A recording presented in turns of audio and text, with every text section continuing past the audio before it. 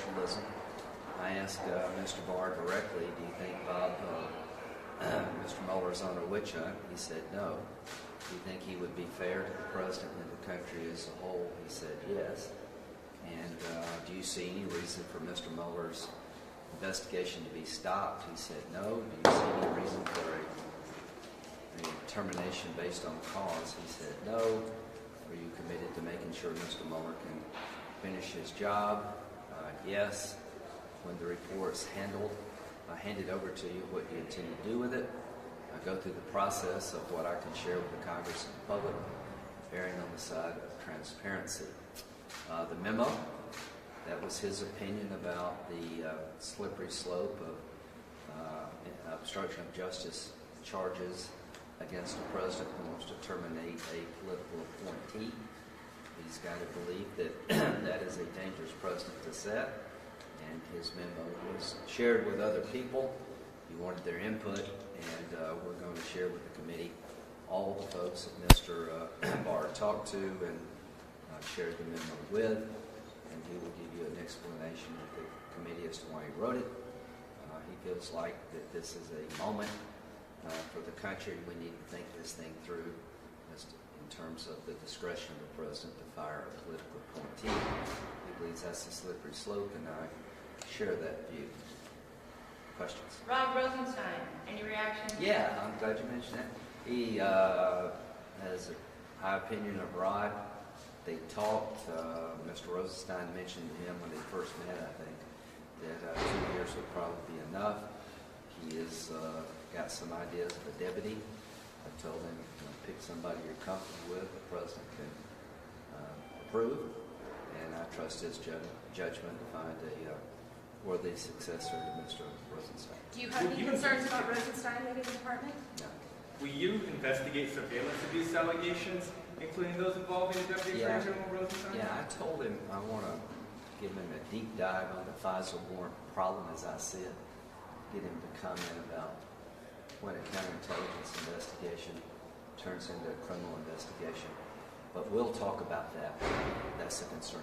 Did the First Step Act come up? Did you discuss the First Step Act, his views on criminal justice? No, it didn't. That'd be a good question to ask him. I think the main thing that people want to know is what's his view of the Mueller investigation. And I can assure you, based on what I heard, that he has a high opinion of Mr. Mueller, believes that Mr. Mueller is doing a professional job, will do a professional job, will be fair to the president, the country as a whole, and has no reason for Mr. Mueller to stop doing his job, and is committed to allowing Mr. Mueller to finish. Do you think the memo doesn't raise any concern about potential recusal in the Mueller No, investigation? not at all. You can have all the opinions you want about whether or not, this isn't a proper legal approach. He opined after 9/11, when Ashcroft called it a crime scene, he says, no, it's not a crime scene, this is an attack on the country. So he very much cares about the law and the Department of Justice, and he's got some concerns about turning a firing of a political appointee into an obstruction of justice case, and I share those concerns. But that's his opinion as a private citizen. As a Attorney General, his job will be to receive Mr. Mueller's report and determine what to do with it. Will you bring Rosenstein in to testify under oath? Will you bring Rosenstein in to testify under oath before he leaves any FISA issues? I'm going to do a deep dive into the FISA issue, and I think he'll be part of it. Have you talked to Rosenstein? No. Was it a requirement for you going into this that he say that he would leave the Mueller investigation alone, and that you wouldn't move to get rid of Mueller at any point? It wasn't a requirement. It was just the obvious question. It took about 3 seconds for me to, what do you think about Mueller and what he's doing? And I didn't know they had worked together. I didn't know they were that close personally and had worked together for years. And so, you'll hear it from him, not just me, but I can assure you that he has a very high opinion of Mr. Mueller, and he is committed to seeing Mr. Mueller, complete his job. As to the president, I asked him, he said some pretty tough things, and Mr. Barr says, well, he's the one on the receiving end of this. He's sort of the accused, and from the president's point of view, I think he believes it is a witch hunt because he didn't think he did anything wrong. And I can remember the the Clinton days, when Ken Starr was part of a right-wing conspiracy. That's just sort of the way these things go. Senator Graham, it sounds like he has not committed to not curtailing the scope of the Mueller investigation, for instance, on obstruction. He had absolutely no indication he was going to tell Bob Mueller what to do or how to do it, but he's confident that Mr. Mueller will pursue the facts and the law. Thank you. Any reaction to the president's address last night? Oh, we got you. And the Democratic reaction. Yeah. I thought the president did a good job of explaining the humanitarian problem on both sides to those who are coming here, the abuse that women go through and children to get to the country, what happens when criminal illegal immigrants are allowed to come back time and time again.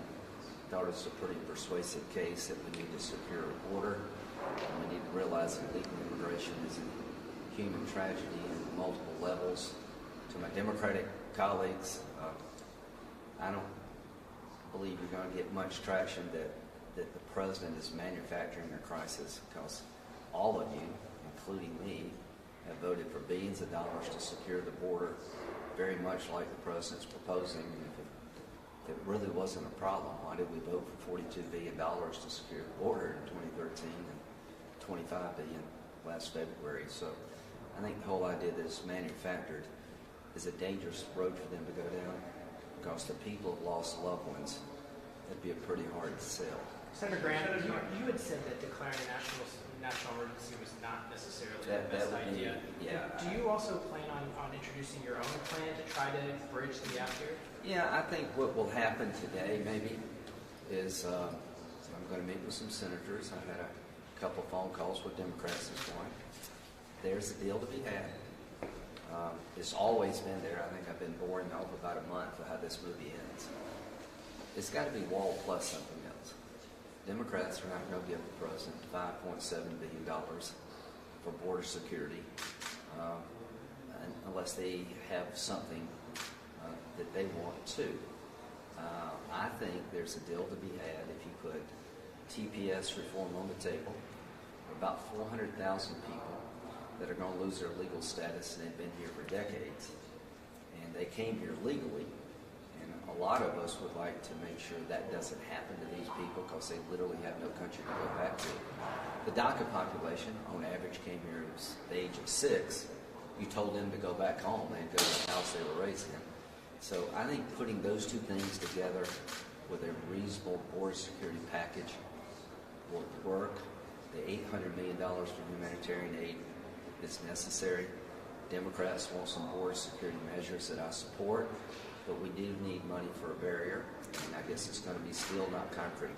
So I'm hopeful toward the end of the week there'll be some ideas emerging from the Senate that would have some bipartisan buy-in.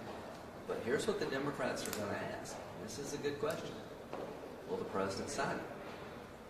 And I think the president's open-minded to a deal. He's firm on the idea he needs border security money, including money for barriers. But I believe and hope he's open-minded to a deal of wall plus. Are you still discussing DACA? Yeah, we've always, the Bridge Act, Senator Durbin and I wrote the Bridge Act, which would be a 3-year one-time renewable work permit, not a pathway to citizenship. I think that's what the market would bear right now. And on the national emergency, Senator, on the national emergency? Just what I said yesterday, it's not emergency. If nothing else works, it's the last resort. I hope we don't have to go. Senator Graham, do you know if the administration is going to renominate the judicial things that expired last Congress? We were talking about that tomorrow. I'll get back with you.